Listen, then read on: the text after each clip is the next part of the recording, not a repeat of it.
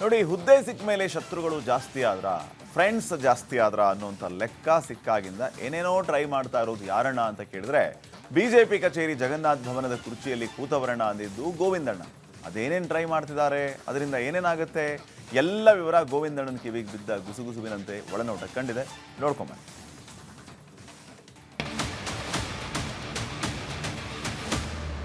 Power comes for two things. You can make more friends, you can make more enemies. ಈಗ ಬಂದಿರೋ ಹೊಸ CM ಅಧಿಕಾರ ಸಿಕ್ಕಾಗಿಂದ ಒಂದು ಮಾತು ಹೇಳಕ್ ಶುರು ಮಾಡಿದ್ದಾರೆ. ಅದೇನಪ್ಪ ಅಂದ್ರೆ, ಅಧಿಕಾರ, ಹುದ್ದೆ, ಸೀಟು ಸಿಕ್ಕಿದಾಗ ಒಂದು ನೀನು ಶತ್ರುಗಳನ್ನಾದರೂ ಜಾಸ್ತಿ ಮಾಡ್ಕೋಬಹುದು, ಇಲ್ಲ ಫ್ರೆಂಡ್ಸ್ಗಳನ್ನಾದರೂ ಜಾಸ್ತಿ ಮಾಡ್ಕೋಬಹುದು ಅಂತ. ಇವ್ರಿಗೆ ಇರೋ ಬರೋರೆಲ್ಲ ಶತ್ರುಗಳಾಗೋದ್ರು ಪಾಪ. ಹೆಂಗೋ ಸರಿ ಮಾಡ್ಕೊಳ್ಳೋಣ ಅಂತ ಏನೇನು ಟ್ರೈ ಮಾಡ್ತಾನೇ ಇದ್ದಾರೆ, ಆದರೆ ವರ್ಕ್ ಆಗ್ತಿಲ್ಲ. ಇನ್ನೆರಡು ತಿಂಗಳಲ್ಲಿ ಇನ್ನು ಅದೇನೇನು ಆಗೋದಿದೆಯೋ ಅವರಿಬ್ಬರಿಗೆ ಮಾತ್ರ ಗೊತ್ತು ನೋಡು ಅಂತ ಮತ್ತೆ ಒಗಟೊಗಟಾಗಿ ಮಾತಾಡ್ತಾ ಎಂಟ್ರಿ ಕೊಟ್ಟರು ನಮ್ಮ ಗೋವಿಂದಣ್ಣ. ಆರೇ ಗೋವಿಂದಣ್ಣ, ಯಾರ ವಿಷಯ ಹೇಳ್ತಿದ್ದೀರಾ ಗೋವಿಂದಣ್ಣ? ಯಾರಿಗೆ ಹುದ್ದೆ ಸಿಕ್ಕಿದ ಮೇಲೆ ಶತ್ರುಗಳು ಜಾಸ್ತಿ ಆಗಿರೋದು? ಇನ್ನು 2 ತಿಂಗಳು ಅಂದರೆ ನವೆಂಬರ್ ತಿಂಗಳು. ಆಗ ಯಾರ ಕತೆ ಏನಾಗುತ್ತೆ ಗೋವಿಂದಣ್ಣ ಅಂತ ಕೇಳಿದಾಗ ಬಾಯ್ ಬಿಟ್ರು ನೋಡಿ, ಹುದ್ದೆ ಶತ್ರುಗಳ ಸೃಷ್ಟಿಸಿದ ಕಥೆ. I believe one thing. Power comes for two things. You can make more friends, you can make more enemies. I love to make more friends. I love to help all of them. So ಈ ತಮ್ಮ ಮುಖಾಂತರ ಐಶ್ವರ್ ಮಾಡ್ತೇನೆ, ಎಲ್ಲರನ್ನೂ ಒಟ್ಟಿಗೆ ತಗೊಂಡು ಹೋಗುವಂತ ಕೆಲಸ ಮಾಡ್ತೇನೆ. ವಿಷಯ ಏನಪ್ಪಾ ಅಂದ್ರೆ, ಇವತ್ತು ಬಿಜೆಪಿ ನಾಯಕರು ವಿಧಾನಸೌಧದಲ್ಲಿ ನಾಗೇಂದ್ರ ವಜಾ ಆಗಬೇಕು ಅಂತ ಒತ್ತಾಯಿಸಿ ಹೋರಾಟ ಮುಂದುವರಿಸಿದ್ರು. ಅದರ ಭಾಗವಾಗಿ ಕಪ್ಪು ಟಿ ಶರ್ಟ್ ಹಾಕೊಂಡು ವಿಧಾನಸಭೆ ಒಳಗೆ ಹೋಗ್ತಾ ಇದ್ರು.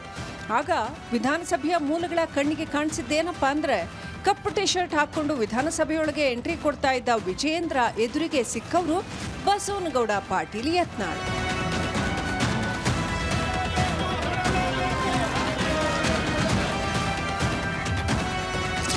ಯತ್ನಾಳ್ ಎದುರಿಗೆ ಕಾಣಿಸಿದ್ದೇ ತಡ ವಿಜಯೇಂದ್ರ ನೇರವಾಗಿ ಯತ್ನಾಳ್ ಅವರ ಹತ್ರ ಹೋಗಿ, ನಾಗೇಂದ್ರ ವಿರುದ್ಧ ಟಿ ಶರ್ಟ್ ಹಾಕೊಂಡು ಹೋರಾಟ ಮಾಡ್ತಾ ಇದ್ದೀವಿ, ನೀವು ಬ್ಲ್ಯಾಕ್ ಟಿ ಶರ್ಟ್ ಹಾಕೊಳ್ಳಿ, ಬನ್ನಿ ಹೋರಾಟ ಮಾಡೋಣ ಅಂದಿದ್ದಾರೆ. ಅದಕ್ಕೆ ಯತ್ನಾಳ್, ನನ್ನ ಪಾರ್ಟಿಯಿಂದ ಹೊರಗೆ ಹಾಕಿದ್ದೆ ನೀವೇ ನನ್ನ ಹೊರಗೆ ಹಾಕಿ ಈಗ ನೀವೇ ನನ್ನನ್ನು ಹೋರಾಟ ಮಾಡೋಕ್ಕೆ ಕರಿತಿದ್ದೀರಾ, ನಾನು ಬರಲ್ಲ ಅಂದಿದ್ದಾರೆ. ಅದಕ್ಕೆ ವಿಜೇಂದ್ರ, ಇದು ಬರೀ ಬಿಜೆಪಿ ಪಕ್ಷದ ಹೋರಾಟ ಅಲ್ಲ, NDA ಹೋರಾಟ, NDA ಸಪೋರ್ಟ್ ಮಾಡೋರೆಲ್ಲ ಟಿ ಶರ್ಟ್ ಹಾಕೊಂಡು ಬರ್ಬೋದು ಅಂದಿದ್ದಾರೆ.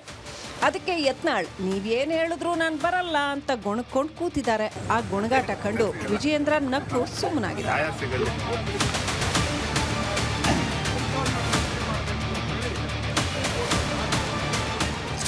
ಹಿತ ಮಲ್ಲೇಶ್ವರಂನ ಜಗನ್ನಾಥ ಭವನದ ಮೂಲಗಳ ಇನ್ಫಾರ್ಮೇಶನ್ ಏನಪ್ಪಾ ಅಂದರೆ, ವಿಜಯೇಂದ್ರ ಬಿಜೆಪಿ ರಾಜ್ಯಾಧ್ಯಕ್ಷ ಆದಾಗಿನಿಂದ ಅವರಿಗೆ ಶತ್ರುಗಳ ಸಂಖ್ಯೆ ಜಾಸ್ತಿ ಆಗಿದೆ. ಇವರ ವಿರುದ್ಧ ರೆಬಲ್ ಟೀಮ್ ಅಂತಾನೆ ಎದ್ದು ನಿಂತಿದೆ. ಅದರ ಭಾಗವಾಗಿದ್ದ ಯತ್ನಾಳ್ ಉಚ್ಚಾಟನೆ ಆಗಿದ್ದೂ ಆಗಿದೆ. ಆದರೆ ವಿಜೇಂದ್ರ ಯತ್ನಾಳ್ ಜೊತೆ ಕಾಂಪ್ರಮೈಸ್ ಮಾಡ್ಕೊಳ್ಳೋಕ್ಕೆ ಬಹಳ ಟ್ರೈ ಮಾಡಿದ್ದಾರೆ. ಅದಕ್ಕೆ ಬೆಸ್ಟ್ ಎಕ್ಸಾಂಪಲ್, ಬೆಳಗಾವಿ ಅಧಿವೇಶನದಲ್ಲಿ ವಿಧಾನಸಭೆಯ ಮೊದಲ ಸಾಲಿನಲ್ಲಿ ಕೂತಿದ್ದ ಯತ್ನಾಳ್ ಪಕ್ಕ ಹೋಗಿ ಕೂತು ಮಾತಾಡಿಸೋ ಪ್ರಯತ್ನ ಮಾಡಿದ್ರು.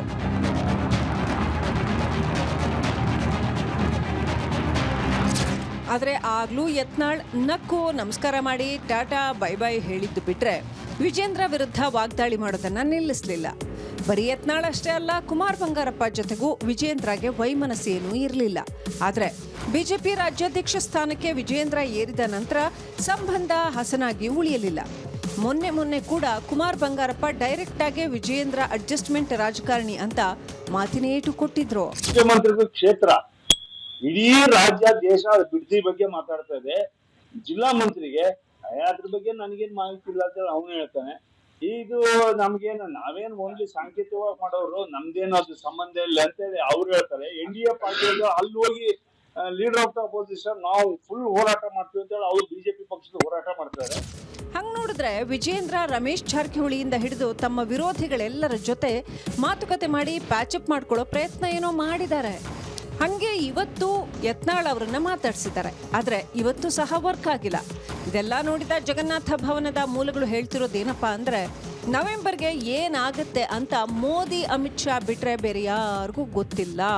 ಹೈಕಮಾಂಡ್ ನಾಯಕರು ಲಾಸ್ಟ್ ಮೀಟಿಂಗಲ್ಲೂ ವಿಜೇಂದ್ರಗೆ ಕೊಟ್ಟ ಸಜೆಷನ್ ಏನಪ್ಪಾ ಅಂದ್ರೆ, ಎಲ್ಲರನ್ನ ವಿಶ್ವಾಸಕ್ಕೆ ತಗೊಳ್ಳಿ ಅನ್ನೋದು.